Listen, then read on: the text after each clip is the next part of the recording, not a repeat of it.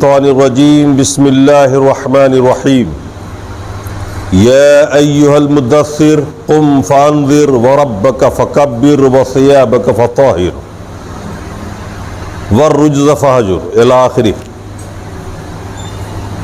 تمام تعریف اس رب کائنات کے لیے جس رب نے ہمیں اور آپ کو پیدا فرمایا، انسان بنایا، ہر طرح کی نعمتوں سے نوازا۔ بیش بہا درود نبی کریم علیہ الصلاۃ والتسلیم اور آپ کے صحابہ پر جنہوں نے اس دین کو ہم اور آپ تک پہنچایا۔ سامعین کرام، آپ سن رہے ہیں اللہ کے رسول صلی اللہ تعالی علیہ وسلم کی مکی زندگی کو۔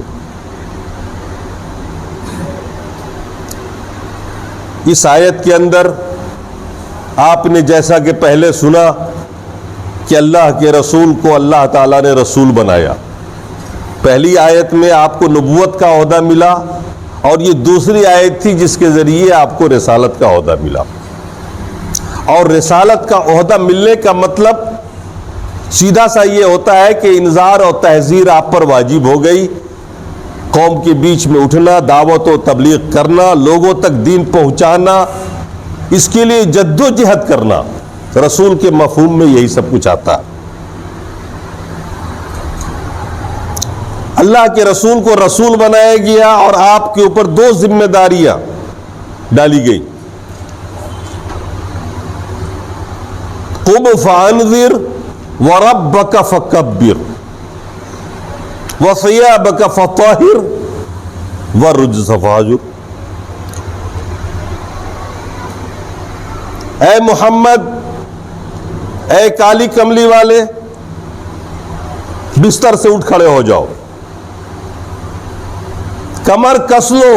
اٹھ کھڑے ہونے کا مطلب صرف بستر سے اٹھنا نہیں، بلکہ اس کے لیے تیار ہو جاؤ کہ لوگوں کو شرک سے ڈرانا ہے اور اس کا انجام بتانا، گناہوں سے روکنا، اس کا انجام بتانا، توحید بتانا اور اس کا انعام بتانا۔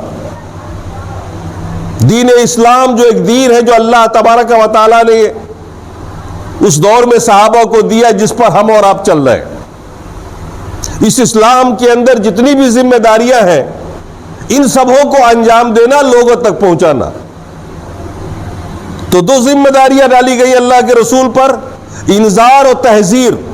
پہلی چیز اللہ کا خوف پیدا کرانا، لوگوں کو بری باتوں سے روکنا، شرک کے انجام بد سے لوگوں کو آگاہ کرنا، شرک سے نکال کر توحید میں داخل کرنا، یہ پہلا کام تھا۔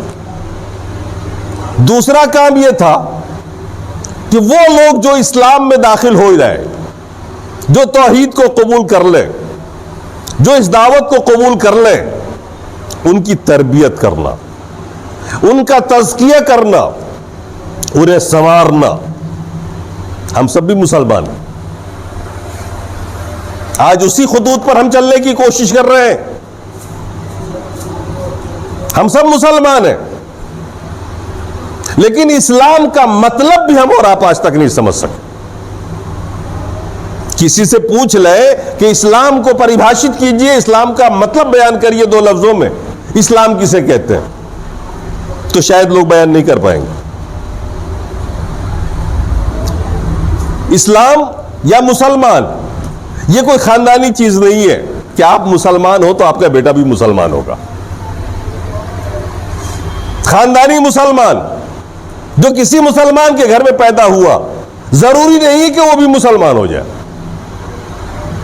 اسلام کا ایک مطلب ہے، اس کی ایک تعریف ہے، اس کا ایک تعارف ہے۔ اسلام کو آپ سمجھیے کہ اسلام ہے کیا چیز، دو لفظوں میں علماء نے تعریف کی ہے بڑی بڑی عربی کی کتابوں کے اندر۔ الاسلام مطلب الاخلاص للہ والانقیاد لہ والبراءۃ من الشرک۔ اسلام کے اندر تین باتیں آتی ہیں۔ آپ اگر مسلمان ہیں، اسلام کو آپ نے قبول کیا ہے، تو گویا آپ نے اس تین حقیقت کو قبول کیا۔ اگر یہ حقیقت آپ کو قابل قبول نہیں ہے، اپنے دل میں جھانک کے دیکھیے تو آپ مسلمان نہیں۔ کرتا ٹوپی میں بھی مسلمان نہیں، نماز پڑھتے ہوئے بھی آپ مسلمان نہیں۔ جو اسلام کی حقیقت کو سمجھیے آپ. اسلام کسے کہتے ہیں؟ الاخلاص للہ، اللہ کے لیے مخلص بن جانا. آپ نے اس دین کو قبول کیا، کیوں کیا؟ کوئی ذاتی غرض ہے آپ کا؟ کوئی مقصد ہے؟ کئی لوگ اسلام کو قبول کرتے ہیں اس لیے کہ ایک معاشرے میں آ جائیں گے، عزت ملے گی. کچھ لوگ اس لیے بھی اسلام قبول کر لیتے ہیں کہ شادی کرنے کو ملے گی 2 2 3 3. کچھ اس لیے بھی قبول کر لیتے ہیں کہ اچھا اچھا کھانا کھانے کو ملے گا. کئی لوگ ایسے بھی ہیں جنہوں نے صرف حصول مال کے لیے اسلام کو قبول کیا، مال حاصل کرنے کے لیے. ہمارے یہاں کئی لوگ باہر جاتے ہیں، وہ اسلام قبول کرتے ہیں، ان کو وہاں اچھا کچھ مل جاتا ہے، نئے مسلم ہونے کے ناطے کچھ مدد ہو جاتی ہے، اور پھر اپنے یہاں کے مکر جاتے ہو. آپ مسلمان ہیں تو کیوں ہیں؟ آپ نے اسلام کو اب تک نہیں سمجھا، حالانکہ اس دین پر چل رہے ہیں، نماز بھی پڑھ رہے ہیں. نمبر 1 اس کے اندر آتا ہے الاخلاص للہ، اللہ کے لیے مخلص بننا، خالص دل سے اس حقیقت کو قبول کرنا کہ وہ اللہ موجود ہے، وہ ایک ہے، تنہا عبادت کا مستحق ہے، اس کی عبادت میں کوئی شریک نہیں، اور اس بات کو ماننے میں کوئی دباؤ نہیں ہو آپ کے اندر. آپ اللہ کے لیے مخلص بنے. قرآن میں آیا سورہ لم یکن کے اندر وما امروا الا لیعبدوا اللہ مخلصین لہ الدین حنفاء. اس سے پہلے جو عیسائیت یہودیت گزری ہے اس کے بارے میں آیا کہ اللہ نے انہیں بھی اسی بات کا حکم دیا تھا کہ وہ اللہ کے لیے مخلص بن جائیں. ہم اور آپ آج تک اللہ کے لیے مخلص نہیں بن سکے. مخلص نہیں ہے کہ ہم اس اللہ کو ایک مان رہے ہیں کہ میرا دل قبول کر رہا ہے. ذرا آپ غور کریے گا، دنیا کے اندر اتنے شواہد ہیں، کائنات کے اندر اتنے مشاہدات ہیں. اگر آپ ان پہاڑوں کو دیکھیے، آسمان کو دیکھیے، زمین کو دیکھیے، خود اپنے آپ کو دیکھیے کہ جس رب نے آپ کو بنایا ہے کتنی حکمتیں ہیں آپ کے اندر. آپ صرف اپنی 5 انگلیوں کو لے لیجئے، اگر اللہ تعالیٰ اس کو برابر بنا دیتا تو کیا ہوتا؟ اس میں اگر یہ جوڑ نہیں ہوتا تو کیا کھانا کھا پاتے آپ؟ کوئی کام کر پاتے؟ نسوں کا جال بچھایا، پورے جسم میں خون دوڑ رہا ہے، دل ہے، ایک ایک عضو جو اللہ نے آپ کا بنایا، ایک ایک پارٹ جو آپ کی جسم کا ہے، وہ کتنا قیمتی ہے اور کیسے بنایا اللہ نے. آپ کی ڈیزائننگ جو ہے اس سے اچھی ڈیزائن کوئی نہیں ہو سکتی. کہاں پہ آنکھ رکھا، کہاں پہ کان رکھا، کہاں پہ ہاتھ رکھا. یہ اس بات کی دلیل ہے کہ کائنات کا خالق حکیم بھی ہے، حکمت والا بھی ہے، اور قادر مطلق ہے، وہ جو چاہتا ہے کرتا. بڑے بڑے مخلوقات کو دیکھیے، آسمان کو، زمین کو. اللہ تبارک و تعالیٰ نے قرآن کے اندر جگہ جگہ گنتی کرایا اور ہمیں اور آپ کو مخاطب کر کے کہا افلا ينظرون الى الابل کیف خلقت. کیا یہ لوگ اونٹ کو نہیں دیکھتے کہ اللہ نے اونٹ کو کیسے بنایا؟ ایک اونٹ ایک مخلوق ہے، ایک جانور ہے.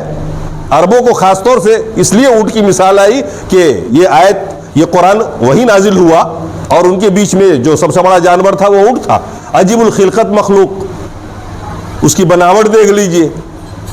لمبا لمبا سفر کرنے والا ریگستان میں، پانی اسٹور کر لینے والا، ایک ایک مہینے کا پانی پیٹ کے اندر وہ ایک الگ حصے میں اسٹور کرتا ہے، اور چارہ کے ساتھ وہ ایک الگ حصہ ہوتا ہے پانی کا. جیسے پانی ختم ہوتا ہے ادھر سے پانی آتا رہتا ہے. وہ مہینوں سفر کرتا ہے. اسی لیے اس کو ریگستانی ہیلی کاپٹر کہتے ہیں عرب والے. تو ایک ایک مخلوق پہ غور کریے. اللہ نے فرمایا فلا ينظرون الى كيف خلقت والى السماء كيف رفعت. یہ لوگ دیکھتے نہیں کہ آسمان کو اللہ نے کیسے بلند کیا. والى الجبال كيف نصبت. یہ لوگ پہاڑوں کو نہیں دیکھتے. اس سے آپ کو پتہ چل جائے گا کہ اللہ موجود ہے، باحکمت ہے، قادر مطلق ہے، اور وہ ایک اکیلا ہی ہے.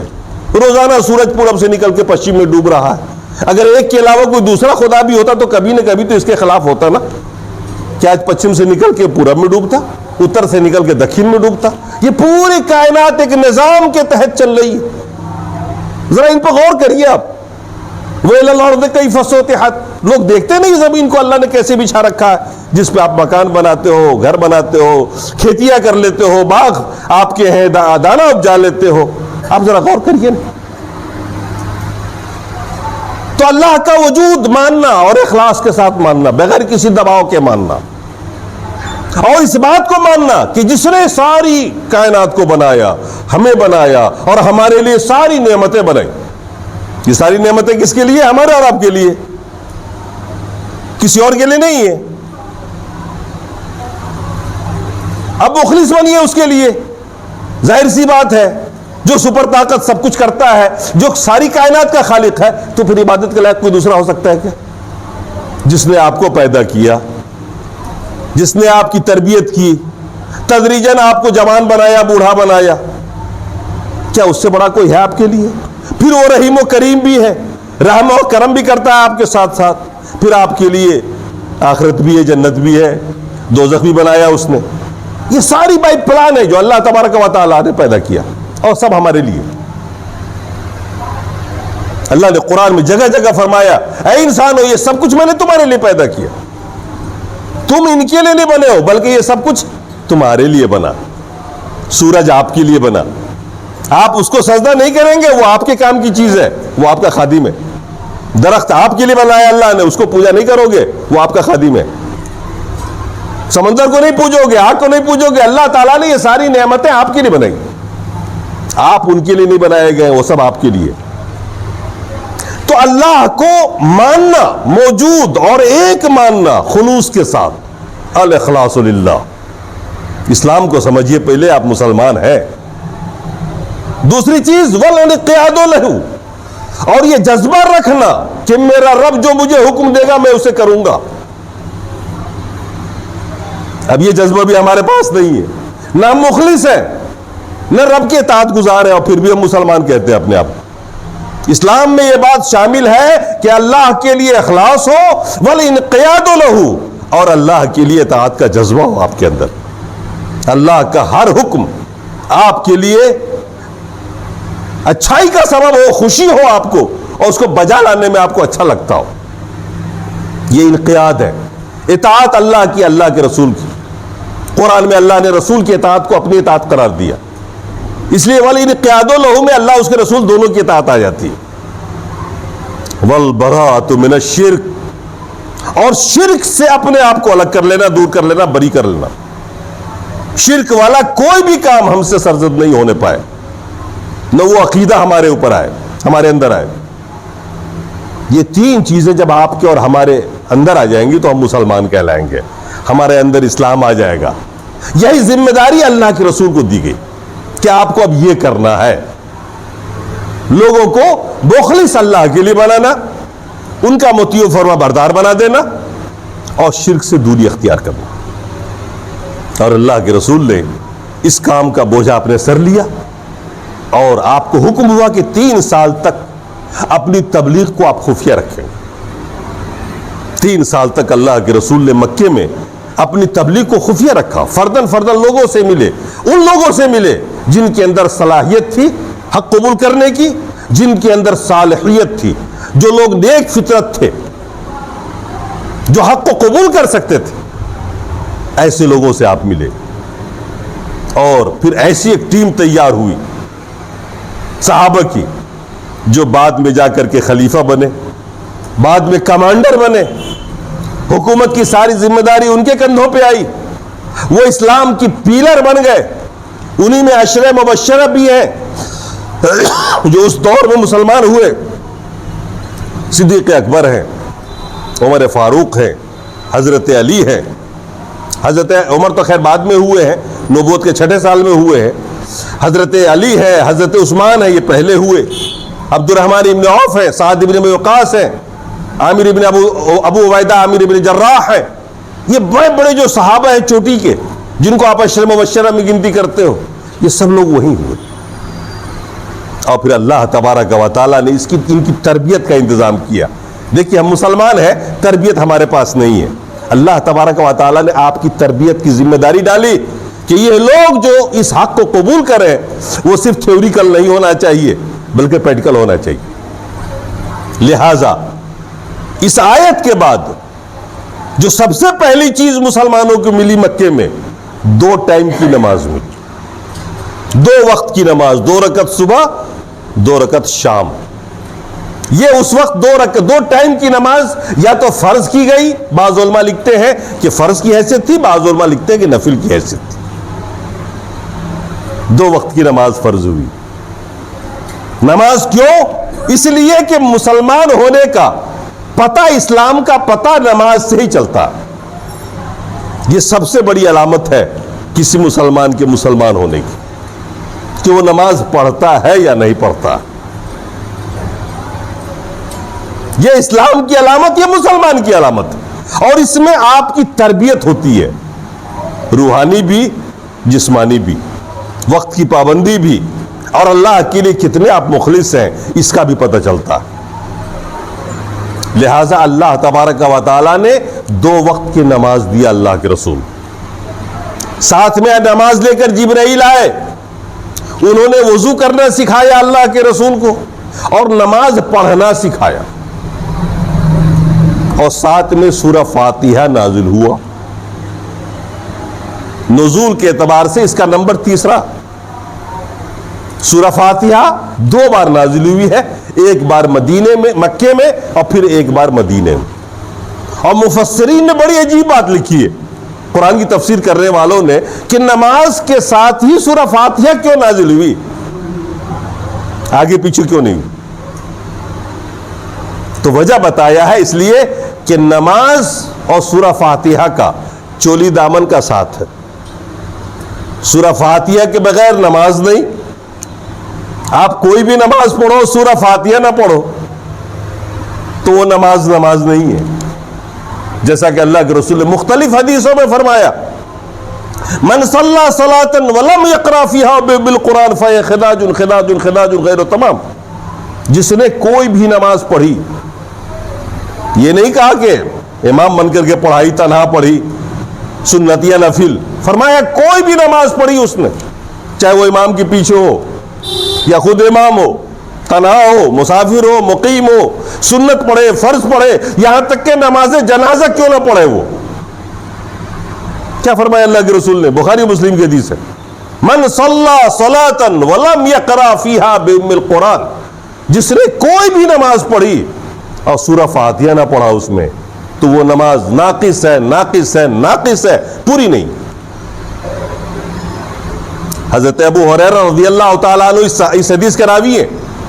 جب انہوں نے یہ حدیث بعد کے دور میں بیان کی، جب تابعی تھے، تو ایک تابعی نے پوچھ لیا، اِنَّا نَكُونَ وَرَاءَ الْإِمَامِ. مسلم شریف کی حدیث ہے کہ حضور ہم لوگ امام کے پیچھے بھی ہوتے ہیں، تو کیا امام کے پیچھے جب مقتدی بنے ہم تو اس وقت بھی پڑھے سورہ فاتحہ؟ صحابی رسول نے کہا، اقرأ بہا فی نفسک، اپنے دل میں پڑھ لیا کرو. یہ کون کہہ رہے ہیں؟ صحابی رسول کہہ رہے ہیں. ان سے بڑا کوئی امام نہیں، کوئی عالم نہیں، کوئی بزرگ نہیں ہو سکتا. صحابی ہے، صحابی ہے، یہ خود کہہ رہے ہیں کہ تم ان کے پیچھے بھی سورہ فاتحہ پڑھو. عبادہ ابن صامت کی وہ حدیث بھی آپ نے سن رکھی ہوگی، فجر کی نماز اللہ کے رسول پڑھا رہے تھے، یہ صحابی پیچھے تھے، انہوں نے سورہ فاتحہ بھی پڑھی اور سورت بھی ملا دی. امام کے پیچھے سورہ فاتحہ بھی پڑھی اللہ کے رسول کے پیچھے، اور سورت بھی ملا دی، اور آواز تھوڑی بلند تھی. اللہ کے رسول نے سن لیا امامت کرتے ہوئے. سلام پھیرنے کے بعد اللہ کے رسول نے پوچھا صحابہ سے، ایکم تقرأ خلفی، میرے پیچھے کون قرات کر رہا تھا، کون پڑھ رہا تھا؟ یہ صحابی عبادہ بن صامت کہتا ہے، نا یا رسول اللہ میں پڑھ رہا تھا، آپ کے پیچھے پیچھے قرآن میں بھی پڑھ رہا تھا نماز میں. اللہ کے رسول نے فرمایا، لا تقرؤوا الا بأم القرآن فإنه لا صلاة لمن لم يقرأ بها. مسلم شریف کی حدیث ہے. عبادہ بن صامت کہتے ہیں کہ اللہ کے رسول نے مجھ سے کہا سورہ فاتحہ کے علاوہ کچھ مت پڑھا کرو. یعنی تم نے سورہ فاتحہ کے ساتھ جو مزید سورت لگائی ہے نا، یہ پڑھنے کی ضرورت نہیں ہے، صرف سورہ فاتحہ پڑھو. اللہ کے رسول نے فرمایا عبادہ بن صامت سے کہ سورہ فاتحہ کے علاوہ کچھ مت پڑھا کرو. فإنه لا صلاة لمن لم يقرأ بها، کیونکہ اس آدمی کی نماز ہوتی ہی نہیں ہے جو سورہ فاتحہ کو نہیں پڑھتا. اب وہ چاہے جنازے کی نماز ہو، جنازے کی نماز میں پہلی تکبیر کے بعد سورہ فاتحہ ہی ہے، اس میں ثنا نہیں ہے. پہلی تکبیر کے بعد صرف سورہ فاتحہ ہے. چاہے تو کوئی سورت بھی لگا لیں آپ چھوٹی موٹی, اگر حالات اجازت دیتے ہو تو. حالات اجازت دینے کا مطلب اگر امام جلدی جلدی کر رہا ہے تب تو آپ پڑھ ہی نہیں سکتے. سورہ فاتحہ تو کم سے کم پڑھ لیجئے تاکہ آپ کی جنازہ ہو جائے. اب باقی دوسرے میں درود تو ہے ہی اور تیسرے میں دعا تو ہے ہی. اور اگر امام ٹھہر کے پڑھتا ہو تو آپ سورت بھی ملا سکتے ہو سورہ فاتحہ کے ساتھ. ثنا تو ہے ہی نہیں, ثنا تو اس نماز میں ہے, جنازے میں نہیں ہے. تو اب دیکھیے بتانا یہ ہے کہ تیسرے درجے میں, تیسرے حکم میں نماز آئی اور ساتھ میں سورہ فاتحہ کا نزول ہوا. علماء کی یہ بات جو میں نے آپ کے سامنے میں رکھی ہے کہ دونوں کا ایک ساتھ نازل ہونا, اس بات کا ثبوت ہے کہ سورہ فاتحہ ضروری ہے نماز کے لیے. کیوں؟ یہ کیوں ضروری ہے؟ اس لیے کہ قرآن میں ایسی کوئی سورہ نہیں ہے جس میں ساری چیزیں ایک ساتھ ہوں. سورتیں اور بھی ہیں فضیلت والی. سورہ اخلاص ہے, بڑی فضیلت ہے اس کی, اور وہ اس لیے ہے اس کی فضیلت کہ اللہ تبارک و تعالیٰ نے اپنی ذات کا تعارف کرایا, اپنے بارے میں بتایا, اس لیے اس کی بڑی فضیلت ہے. آیت الکرسی کی بڑی فضیلت ہے, اس لیے فضیلت ہے اس کی کہ اللہ تبارک و تعالیٰ نے اس میں یہ دلیل دی ہے کہ عبادت اللہ کے علاوہ کسی کی ہو ہی نہیں سکتی. 10 دلائل ہے یہ اللہ تبارک و تعالیٰ نے 10 دلیلیں دی ہیں آیت الکرسی میں ہمارے اور آپ جیسے لوگوں کے لیے کہ عبادت کے لائق اللہ کے علاوہ کوئی دوسرا کیوں نہیں ہے. آپ جب اس کو سنیں گے کبھی تو مزہ آئے گا, آپ اس کی تفسیر جب سنیں گے تو اس کی فضیلت بھی اپنی جگہ ہے. لیکن سورہ فاتحہ کی فضیلت اس لیے ہے کہ اس میں پورے قرآن میں جو کچھ ہے وہ سب کچھ اشارے و کنایے میں اس میں آ گیا. توحید ربوبیت بھی ہے اس کے اندر, توحید الوہیت بھی ہے اس کے اندر, توحید اسماء و صفات بھی ہے اس کے اندر. یعنی پورا عقیدہ جو ایک مسلمان کا ہونا چاہیے اللہ کے تعلق سے, الحمدللہ رب العالمین الرحمن الرحیم مالک یوم الدین ایاک نعبد و ایاک نستعین, یہاں تک اللہ تبارک و تعالیٰ نے وہ بنیادی عقیدے کو بیان کر دیا جو ہمارے اور آپ کے اندر ہونا چاہیے. جیسا کہ میں نے شروع کے 2-3 خطبوں کے اندر ان آیتوں پہ تبصرہ کرتے ہوئے دکھایا تھا آپ کو کہ دیکھیے توحید ربوبیت یہ ہے, توحید الوہیت کی دلیل یہ ہے, اور اللہ نے یوں کہا ہے کرنے کے لیے, اور توحید الوہیت اس میں اس طرح سے. ان 3 آیتوں کے اندر توحید ہے, اور اس کے بعد اللہ تبارک و تعالیٰ نے اپنے اسماء و صفات کے بارے میں بتا دیا, الرحمن الرحیم مالک یوم الدین. یہ توحید اسماء و صفات ہے. حمد کیوں ہوگی رب کی ہی, رب کے علاوہ دوسرا کیوں حمد کے لائق نہیں, رب کے علاوہ دوسرا کیوں حمد کے لائق نہیں, اللہ نے اس کو بیان کر دیا. رب العالمین وہی ہے, اور جو رب ہوگا وہی حمد کے لائق ہوگا, اور اللہ کے علاوہ دوسرا کوئی رب ہی نہیں ہے. دنیا بھی اس بات کو مانتی ہے, مشرکین مکہ بھی مانتے.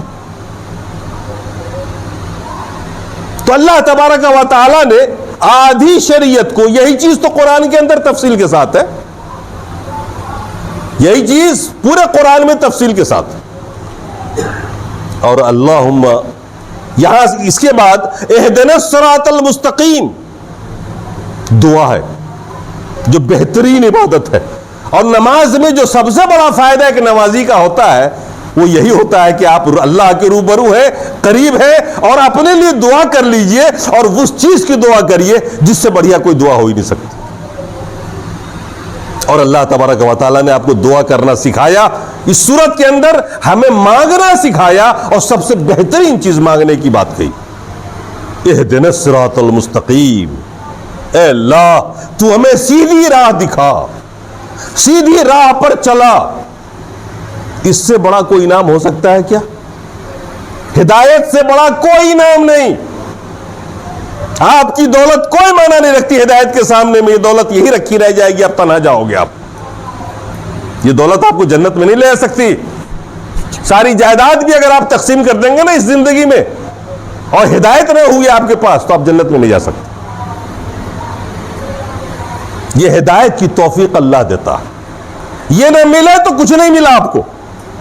نمازیں بھی ہو آپ کے پاس، روزے بھی ہو، حج بھی ہو، زکوٰۃ بھی ہو، لیکن ہدایت ہی نہیں ہو تو کوئی فائدہ نہیں آپ.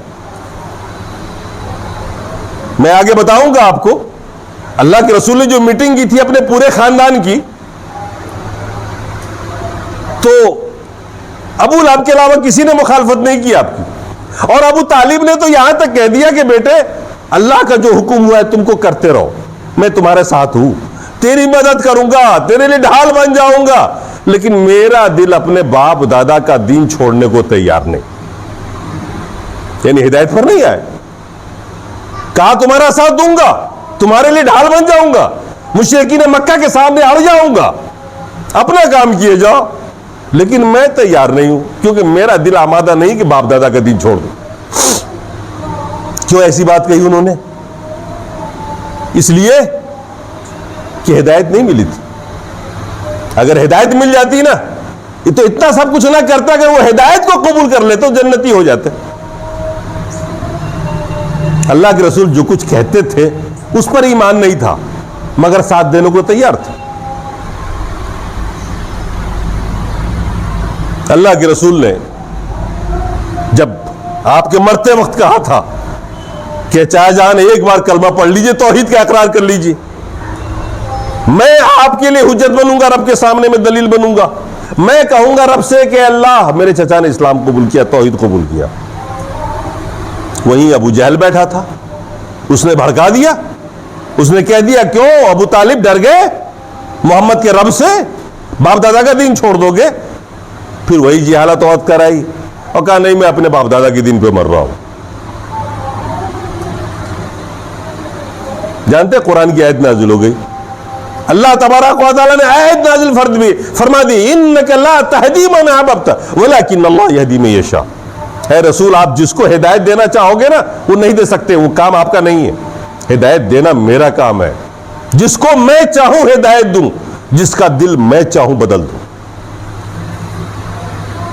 ہدایت دینا رسول کا کام نہیں ہوتا ہے، رسول کا کام ہوتا ہے اس راستے پہ چلا دینا، وہ راستہ دکھا دینا. دیتا اللہ. اللہ نے فرمایا کہ یہ کام میرا ہے کہ میں جس کو چاہوں ہدایت دوں. تو ہدایت کی دعا مانگیے اپنے لیے. نماز میں جب آپ سورہ فاتحہ پڑھتے ہیں نا تو رب کی توحید کا اقرار کرتے ہیں، الوہیت کا، عبودیت کا، سب کا اقرار کرتے ہیں. اور جب یہ سب کچھ کر لیتے ہیں تو آپ اللہ سے قریب ہو جاتے ہیں. اللہ آپ کی طرف متوجہ، آپ اللہ کی طرف متوجہ، اس کے رحم و کرم آپ کے سامنے میں. ایسے موقع پر آپ پڑھتے ہیں اہدنا الصراط المستقیم، اے اللہ ہمیں سیدھی راہ دکھا، سیدھی راہ پر چلا، صحیح رہنمائی کر دے. دین کے معاملے میں بھی، دنیا کے معاملے میں. آج لوگ ہدایت کیوں نہیں پاتے ہیں؟ پڑھے لکھے لوگ حدیث قرآن پڑھتے ہیں، ہدایت نہیں پاتے. کیوں نہیں پاتے؟ اس لیے کہ تمنا ہدایت کی نہیں ہوتی. وہاں تمنا کس بات کی ہوتی ہے کہ ہمارا قبیلہ، ہمارا گروہ حق پر ہے، اس کی جان بچانی ہے اور اس کے لیے وکالت کرنی ہے ہم کو. اگر آپ دل سے سوچئے، چاہیے، توفیق مانگیے رب سے، پڑھیے سب کچھ اور اللہ سے دعا کریے سیدھے من سے، اللہ تو مجھے ہدایت دے، میں گو مگو کا شکار ہوں، میں فیصلہ نہیں کر پا رہا ہوں، اللہ حق ادھر ہے یا ادھر ہے یا ادھر ہے، اے اللہ تو مجھے ہدایت دے. نیت جو ہے حقانیت کی رکھیے کہ اللہ تو ہدایت دے، ہم قبول کریں گے.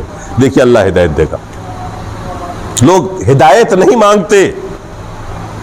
ہم اور آپ پڑھتے ہیں اہدنا الصراط المستقیم، یہ ہمارا اپنا فائدہ ہے. اللہ تبارک و تعالیٰ نے اس سورہ فاتحہ کے اندر ایک بڑا انعام رکھا کہ 4 رکعت نماز، 2 رکعت نماز، آپ جتنی رکعت پڑھتے ہیں نا اتنی بار یہ رب سے دعا کرتے ہیں اہدنا الصراط المستقیم صراط الذین انعمت علیہم، اے اللہ تو مجھے ہدایت دے، صحیح راہ کی، اس راہ پر چلنے کی ہدایت دے جس پر تیرا انعام ہوا، جس راہ پر چلنے والوں پر تیرا انعام ہوا. قرآن کی دوسری آیت کے اندر ان لوگوں کا ذکر آیا ہے جن پر اللہ کا انعام ہے. اللہ نے فرمایا اولئک الذین انعم اللہ علیہم من النبیین والصدیقین والشہداء والصالحین، وہ لوگ جن پر اللہ کا انعام و اکرام ہوا وہ نبیوں کی جماعت، شہداء کی جماعت ہے، صدیقین کی جماعت، صالحین کی جماعت ہے. گویا آپ رب سے دعا کرتے ہیں اے اللہ تو تو مجھے نبیوں کے راستے پہ چلا، شہداء کے راستے پہ چلا، صدیقین و صالحین کے راستے پر چلا۔ بتائیے کتنی پیاری دعا ہے۔ یہی دعا تو اگر قبول کر لے اللہ تعالیٰ تو آپ کو جنت میں لے جانے کے لیے کافی، اور پھر اس کے تقاضے کو آپ پورے کریں۔ تو اللہ تبارک و تعالیٰ نے سورہ فاتحہ نازل فرمایا نماز کے ساتھ۔ لہٰذا اس دور میں مسلمان چھپ چھپ کر گھاٹیوں میں نماز پڑھتے تھے، کیونکہ مشرکین مکہ اگر دیکھ لیتے مسلمان کو نماز پڑھتے ہوئے تو مارتے اور پیٹتے تھے۔ وہ نماز نہیں پڑھنے دیتے تھے مسلمانوں کو، وہ ڈانٹتے اور پھٹکارتے تھے۔ نماز پڑھنا چاہ رہے، نماز پڑھنے نہیں دیا جا رہا۔ آج آپ نماز پڑھ سکتے ہیں لیکن پڑھ نہیں رہے۔ کوئی روکنے والا نماز سے ہے لیکن آپ نہیں پڑھتے، تو یقین جانیے ایسا نہ ہو کہ اللہ تعالیٰ وہ حالات پیدا کر دے کہ آپ نماز پڑھنا چاہیں اور کوئی پڑھنے نہ دے۔ آپ تاریخ میں اس کی مثالیں ہیں، تاریخ میں اس کی مثالیں ہیں۔ انقلاب آیا رشیا کے اندر، مسلمان لوگ دین سے پھر چکے تھے، وہاں کی بڑی آبادی تھی مسلمانوں کی۔ سمرقند کا نام سنا ہے آپ نے، بخارا کا نام سنا ہے جہاں کے امام بخاری ہوئے ہیں، ترمذی وہیں پر ہے، ترمذی وہیں کے ہوئے ہیں، سارے محدثین اسی علاقے کے بڑے بڑے لوگ۔ ایک وقت تھا کہ یہ سارا علاقہ دینداروں کا علاقہ تھا، لیکن یورپ کی ایسی ہوا آئی کہ وہ نماز سے بیگانے ہونے لگے، نماز چھوڑنا شروع کر دیا۔ نتیجہ کیا نکلا؟ انقلاب آیا کمیونسٹوں کا، سارے مسجدوں میں تالا پڑ گیا، مسجدوں میں گھوڑے باندھے گئے اور نماز پڑھنے والوں کو پھانسی دی گئی۔ کیوں؟ یہ حالات کس نے پیدا کیے؟ خود مسلمانوں نے۔ جب وہ نماز پڑھ سکتے تھے اور پڑھنا چھوڑا تو پھر اللہ تعالیٰ نے ایسے حالات پیدا کر دیے کہ وہ پڑھنا چاہیں گے تو بھی نہیں پڑھ پائیں گے۔ ترکی میں انقلاب آیا، اس سے پہلے سارے اچھے مسلمان تھے، اچھے لوگ تھے، نمازی تھے، دیندار تھے، لیکن وہ آدھا ملک یورپ میں، آدھا ادھر ایشیا میں، وہاں بھی یورپ کی ہوا آتی ہے، فحاشی، ننگا پن۔ اور پھر وہ اتا ترک آیا، اس نے مسجدوں میں تالے ڈلوا دیے، کیونکہ مسجدیں ویران ہو رہی تھی، نمازی کوئی تھا نہیں۔ لوگوں نے فیشن میں داڑھی چھوڑ دیا، پابندی لگ گئی۔ آج تک اس ٹرکی کے اندر یہ پابندی ہے، اگر آپ ٹرکی کے باشی ہیں، ٹرکی میں رہ رہے ہیں، داڑھی نہیں رکھ سکتے آپ۔ جب ایسے دن ہو کہ آپ داڑھی رکھ سکتے ہو، کوئی روکنے والا نہیں، اور داڑھی آپ نہیں رکھیں گے تو پھر اللہ تعالیٰ وہ دن بھی لائے گا اور ایسے حالات پیدا کروا دے گا کہ آپ رکھنا چاہیں گے تو بھی نہیں رکھ سکیں گے۔ آج آپ والدین کی خدمت کر سکتے ہیں، نہیں کر رہے ہیں، پھر وہ حالات پیدا ہوں گے کہ آپ کے بچے آپ کی خدمت کرنا چاہیں گے لیکن نہیں کر پائیں گے۔ یاد رکھیے کہ جو دن آزادی کے آپ کو مل رہے ہیں، اگر آپ نے اس کی قدر نہیں کی، آج آپ پنجگانہ نماز پڑھ سکتے ہیں مگر نہیں پڑھ رہے ہیں، کہیں ایسا نہ ہو کہ وہی دن مراکش والا آ جائے جہاں پر پورے مسلمان تھے اس ملک کے اندر۔ وہ کون سا شہر ہے جہاں کے مجھے نام میں اس کا بھول رہا ہوں، پورا مسلمانوں کا ملک تھا، یورپ میں پڑتا ہے۔ پھر وہ حالات پیدا ہو گئے ان کی مسلمانوں کی بے عملی کی وجہ سے کہ سارے مسلمانوں کو وہاں سے بھگایا گیا یا مارا گیا یا کاٹا گیا، یا وہ مذہب بدلنے پر مجبور ہو گئے اور مسلمانوں کے ساری آثار کو وہاں مٹا دیا گیا۔ آج کافروں کا قبضہ ہے۔ تو اللہ تعالیٰ جب آپ کو اچھے دن دے نا، اچھے ماحول دے، تو آپ کو چاہیے کہ اس کی قدر کریں، ورنہ وہ دن آنے والا ہے آپ کے سامنے میں کہ آپ نماز پڑھنا چاہیں گے، پڑھ نہیں پائیں گے، پڑھنے نہیں دیا جائے گا۔ آپ داڑھی رکھنا چاہیں گے، رکھنے نہیں دیا جائے گا۔ آپ روزہ رکھنا چاہیں گے، رکھنے نہیں دیا جائے گا۔ سارے آثار سے آپ روک دیے جائیں گے۔ اس لیے فرصت کی اس دن کی قدر کریے۔ اللہ کے رسول صلی اللہ تعالی علیہ وسلم نے مسلمانوں کی تربیت کی، جس کا حکم قرآن کی اس آیت میں ملا۔ سب سے پہلے تو پاکی، صفائی، طہارت نصف ایمان۔ نماز کے لیے پاکی ضروری ہے، اسی لیے قرآن کی آیت میں کہا گیا وَثِيَابَكَ فَطَهِّرْ، اپنے کپڑے کو پاک رکھیے۔ مراد کپڑا ہی پاک رکھنا نہیں بلکہ جسم، لہٰذا آپ نے سارے اس دور کے جو صحابہ مسلمان تھے آپ نے ان کی تربیت کی، ان کو پاک رہنا سکھایا، یہ جسمانی پاکی، کپڑے کی پاکی، اور پھر آپ نے ان کے قلوب کو صاف کیا، شرک و بدعات سے ان کو دور کیا، ان کو عادی بنایا، اور پھر اس دور میں جو آپ نے تربیت کی اس 3 سال کے اندر، پھر بعد کے دنوں میں یہی صحابہ اسلام کے پلر بنے اور اسلام کا بہت بڑا کارنامہ انجام دیا۔ انہوں نے ساری مصیبتیں جھیلی، پھر وہ حالات بھی پیدا ہوئے کہ وہ نماز پڑھ سکتے تھے، پڑھتے ہیں آج تک، پابندی کے ساتھ سب کچھ کر رہے ہیں۔ ہم اور آپ اسلام سے دور ہوتے جا رہے ہیں، مجھے اس بات کا ڈر ہے کہ کہیں اللہ تعالیٰ وہ حالات ادھر نہ لے آئے۔ اللہ تبارک و تعالیٰ ہماری اور آپ کی کاوشوں کو قبول فرمائے، ہمیں توفیق دے کہ ہم محنت سے دین پر چلیں، دین پر عمل کریں اور دین کے ہر رکن کو ہم ادا کریں۔ اللہ تبارک و تعالیٰ ہمیں اور آپ کو اس کی توفیق دے۔ اقول قولی ھذا واستغفر اللہ لی ولکم ولسائر المسلمین۔ بارک اللہ لکم فی القرآن۔